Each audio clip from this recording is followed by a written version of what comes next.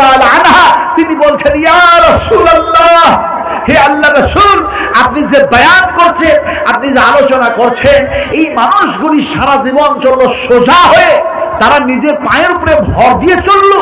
এই মানুষগুলি এই কোরআনের উল্টা, নবীর উল্টা, আল্লাহর উল্টা চলার কারণে কিয়ামতের মাঠে মুখের উপরে ভর দিয়ে কি তারা হাঁটতে পারবে? তারা কি চলতে পারবে? এখন সবাই নবীর মুখ দিয়ে বাইর হয়ে গেল, আফামান ইয়ামশি মুকিম্মান আলা ওয়াজহিহি আহাদা আম্মান ইয়ামশি সাবিয়ান আলা সিরাতিন মুস্তাকিম। সুবহানাল্লাহ, সুবহানাল্লাহ। আমার আব্বাজিরা, আমার সোনার টুকরা, আপনারা আজকে যে ঘুম নষ্ট করেছেন, এই ঘুমটাকে সঠিক জায়গায় যে খরচা করছে, অতিবাহিত করছে, আল্লাহর কসম খেয়ে বলি, এই ঘুমটা নষ্ট করার কারণে, এই ঘুমকে বিষাদ দেওয়ার কারণে আপনারা যে সব পাচ্ছেন, এই সবটা কিয়ামতের মাঠে আল্লাহ আপনাকে দিবেন। ভালো করেছেন তাও, খারাপ করেছেন তাও, আমল যেটা ভালো হবে তার বদলা কে দিবে? একটু বলুন, একটু কথা বলবেন না? তার বদলা কে দিবে? আর খারাপ যদি করি তার বদলা কে দিবে? ফামান ইয়ামাল মিসকাল যাররাতিন খায়রান ইয়ারা ওয়া মান ইয়ামাল মিসকাল যাররাতিন শাররান ইয়ারা। এখন দেখা যায় মানুষগুলিকে যেন মুখের উপরে ভর দিয়ে দাঁড় করিয়ে দেওয়া হয়েছে, এবার হাঁটছে, মুখের উপরে ভর দিয়ে যেন হাঁটছে। আরে মা আয়েশাকে যেন আল্লাহ নবী বললেন, আলা ওয়াজহিহি, আল্লাহ সুবহানাহু ওয়া তাআলা বলেছেন, আয়েশা, এই পাপাচারদেরকে আল্লাহ পাক অবশ্যই মুখের উপরে ভর দিয়ে হাঁটাইয়া দিবেন, চালাইয়া দিবেন। জাহান্নামের মধ্যে তাদেরকে নিক্ষেপ করে দেওয়া হবে, জাহান্নামের মধ্যে পুড়ে যাবে, আর জাহান্নামের মধ্যে থেকে তারা চিৎকার করবে আর বলবে, قالوا ربنا أمتنا سنتين وأحياتنا سنتين فاعترفنا بذنوبنا فهل إلى خروج من سبيل। قالوا ربنا, তারা বলবে, হে আমাদের প্রতিপালক, হে আমাদের রব, হে আমাদের খালিক, হে আমাদের মালিক, হে আমাদের মালিক, আমরা যে পাপের কারণে, যে গুনাহের কারণে, যে উল্টা চলার কারণে আমরা জাহান্নামের মধ্যে এসেছি, এই জাহান্নাম থেকে বাঁচার কোনো পথ আছে কিনা, জাহান্নাম থেকে চলে যাওয়ার কোনো পথ আছে কিনা? আল্লাহ সুবহানাহু ওয়া তাআলা সে সময় বলবেন, ওই কোরআনের উল্টা জন্মওয়ালারা, এই যেন পৃথিবীর মানুষেরা, তোমরা জানো কোরআনের উল্টা চলেছো, নবীর উল্টা চলেছো, যার কারণে আমার ওয়াদা তো এখান থেকে চলে যাওয়া, বাঁচিয়ে দেওয়ার ওয়াদা নাই। আমার তোমাদের সঙ্গে ওয়াদা কি আছে?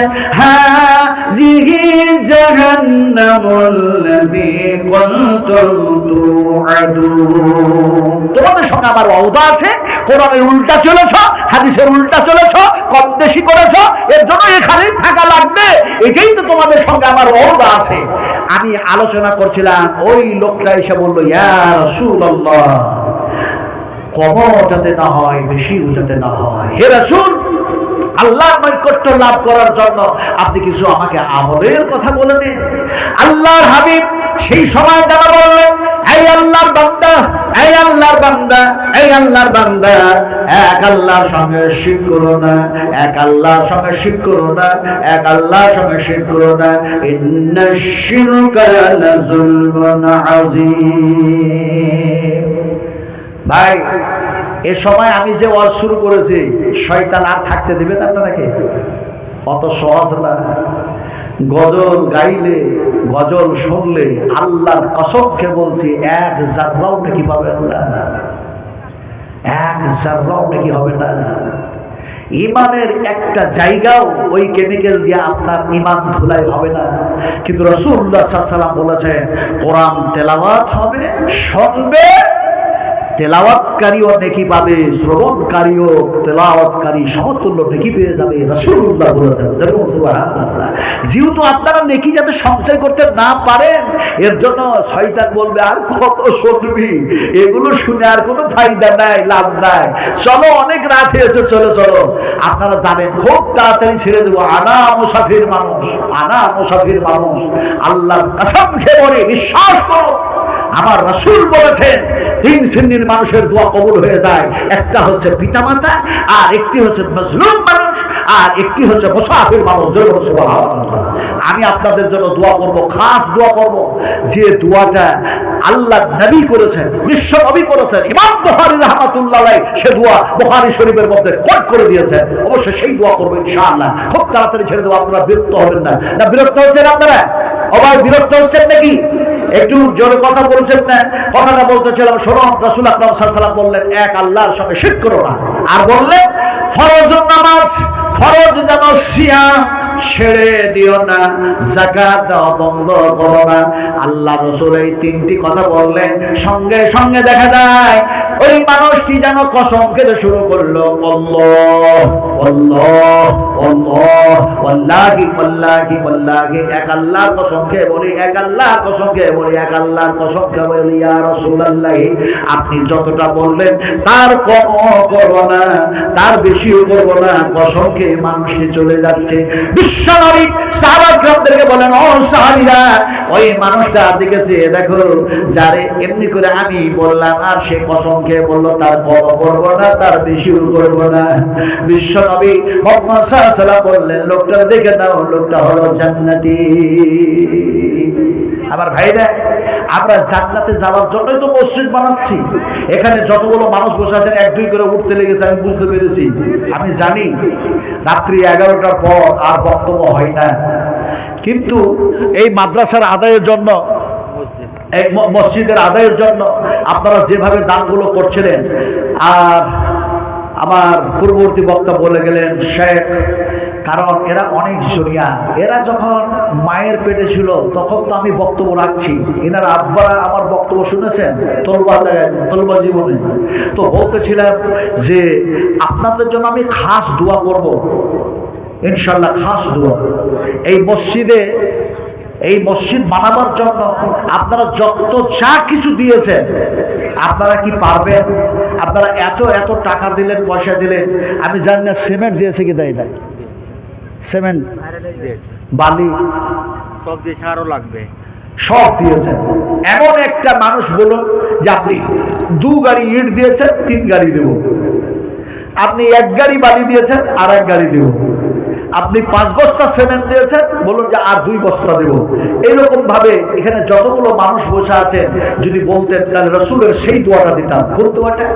আল্লাহর হাবিবের কাছে আসলো দুধ, রাসূলের কাছে আসলো খেজুর, রাসূলের কাছে আসলো দুম্বা, রাসূলের কাছে হাদিয়া আসলো যেন এমনি করে দেখা যায় আপনার এমনি করে সাগর।